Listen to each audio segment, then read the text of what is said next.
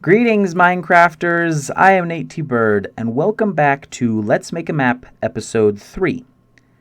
In this episode, I'm going to be doing a lot of the programming for the different boss attacks. In the last episode, there wasn't a whole lot of programming that went on.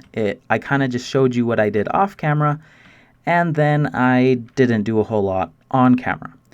So in this episode, I'm going to try to do better by actually showing you a lot more of what I do on camera. But at the same time, I do want to get a lot accomplished, so I might still do quite a bit off camera.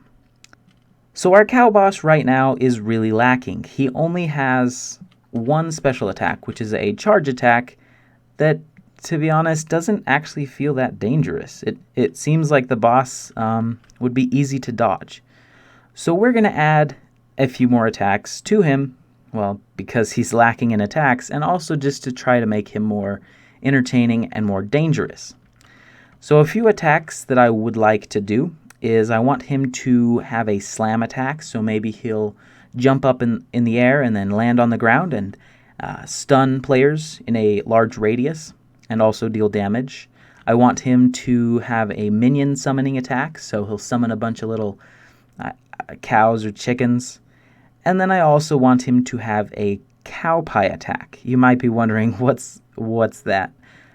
So he's going to lay a cow pie, which is cow poop, on the ground, and then if you step on it, it'll explode and deal damage to you, and perhaps maybe you'll be stunned or weakened or something, but just the cow pie, it's like a landmine. So these are the three attacks that I would like to program today. And if we have time, then I'd also like to start programming a few of the other bosses. Two other things. I added a scoreboard objective called In Arena. This is a dummy objective that I will use to track which players are in the arena. It's not actually that important, but just know that I did it because I only want the players in the arena to be damaged or targeted by the boss special attacks, because the observing players are pretty close to the actual arena. So just to make sure that the game or the command blocks don't get confused, I added this objective. So you'll be seeing this in pretty much all of the attacks that target players. So just keep that in mind. And the second thing is I'm going to change how I do the attacks, because right here we have an attack timer. It's like you're always going to have the same amount of delay between each attack. But what if we did a cooldown timer? So when it reaches 0, it'll trigger one of these random events. But then at the end here, we'll set the cooldown to be 20 seconds, to be 10 seconds, to be 1 second, just depending on the type of attack. Because, the charge attacks, I don't feel like there needs to be much delay between when he starts charging to when he ends charging to when he actually starts attacking again. And but like, let's say the minion summons, I feel like he needs to wait for a little while longer after he summons minions to do another special attack. So I feel like I didn't do a very good job explaining that. Essentially, instead of having the boss have a pre-programmed amount of time between each attack, I'm going to make each attack delay varied using a cooldown timer. So, alright, so I just set that up. It was actually only 2 command blocks, well, technically 3. So what happens is, right here we are going to constantly remove 1 from their attack cooldown objective, but only if they have 1. So essentially we're going to be counting down.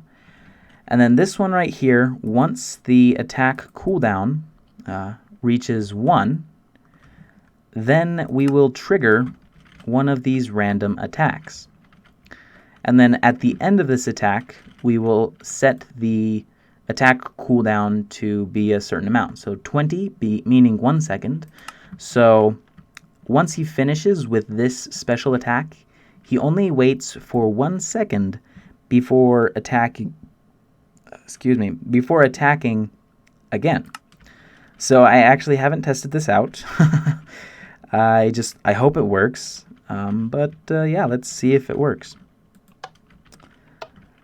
And actually, he's not going to be able to attack because he has no attack cooldown. So let's go ahead and activate this command block so that now he has an attack cooldown. Now he attacks. He should only wait for 1 second. Yes, so there is a much shorter delay between his different attacks. And now we're going to kill him because he moves a lot. Sorry, cow. Okay, so I like where this is going. One more thing is that the cow boss at least, does not have a default attack. So I was thinking, what if we use the attack timer to be his default attack? So every tick, it'll add 1 to the attack timer. Once his attack timer reaches 100, so every 5 seconds, he will do a sort of, I guess, shockwave, even though it's just going to deal damage to all players within a close distance to him. And then it'll, go back to 100. So every 5 seconds, if the player is next to the boss, they will get damaged. So that's sort of the cow's basic attack, because the cow is not going to run at you and start hitting you like zombies or skeletons do, but the cow instead is just going to run away from you. So I gave him a default attack. So now let's get started on these other attacks. This slam attack should be fairly simple to implement. So let's go ahead and get started with it. So we just need to set up our randomizer. We don't need to give the cow no AI. We don't need to teleport the cow anywhere. We need to give the cow motion.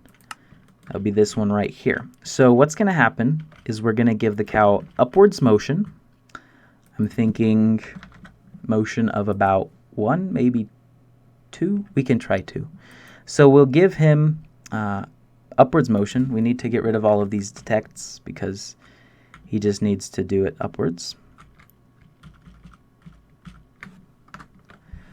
So execute at the cow that is a boss. We're going to give him entity data of upwards motion. And in case his AI is 0, now we can get rid of this. That's basically it. We do need a little bit of a delay, and then we need to damage the players when he gets back on the ground. And we should also play a slamming sound. I don't know, maybe the Iron Golem attack at a lower pitch or something would be a good sound for that.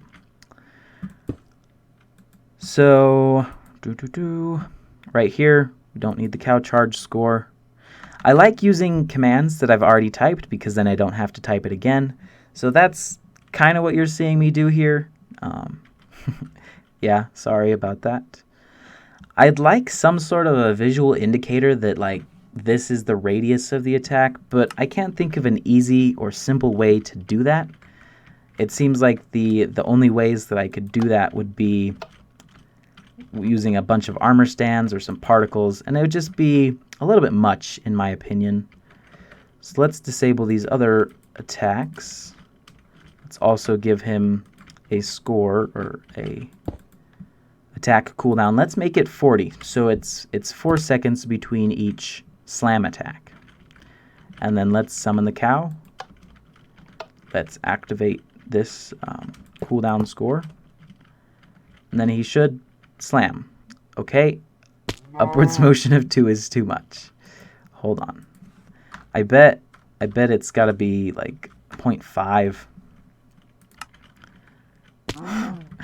I guess we could have him be a flying cow. That was a nice little jump. He definitely needs some sound effects. Okay. Let's add some sound effects. I don't think that this should be right there. I think we need a little bit more delay because... no, wait. I'm getting confused. Sorry, guys. Play sound. Mob cow hurt. You can go back there.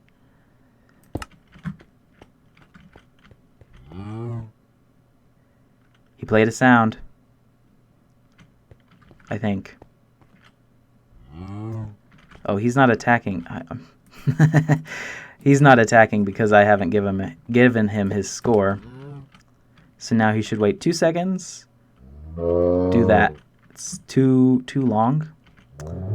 Probably needs to just be something like that. And I need to find a good sound for this, for him landing.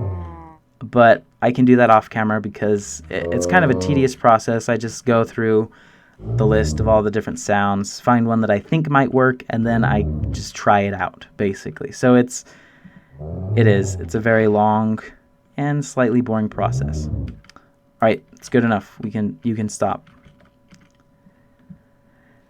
Let's work on his minion summons next. So once again, we're gonna copy this command, and actually we need to add some more space. I like adding 2 blocks of space in between each random attack because then I can have the maximum amount of command blocks on each side.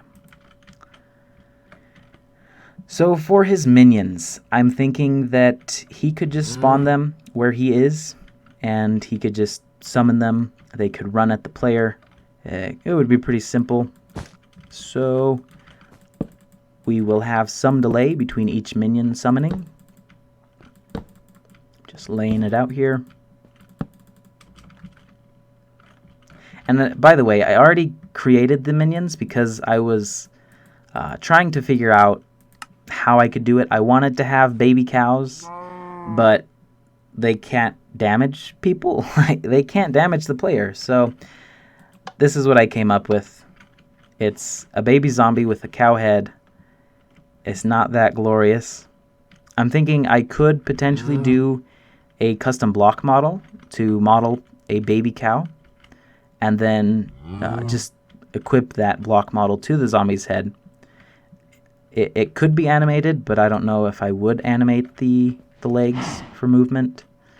I don't know. We'll see how much I feel like doing. But for now, this will be a good demonstration of what it will be like.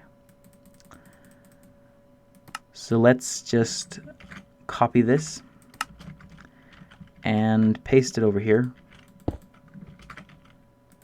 I want to summon not at the command block, but I want it to summon at the cow. So let's grab this execute command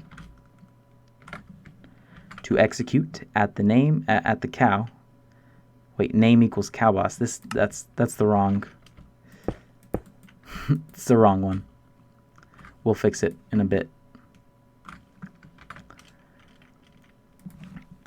Name equals cow. No, score underscore is boss at least 1. So now it should be good.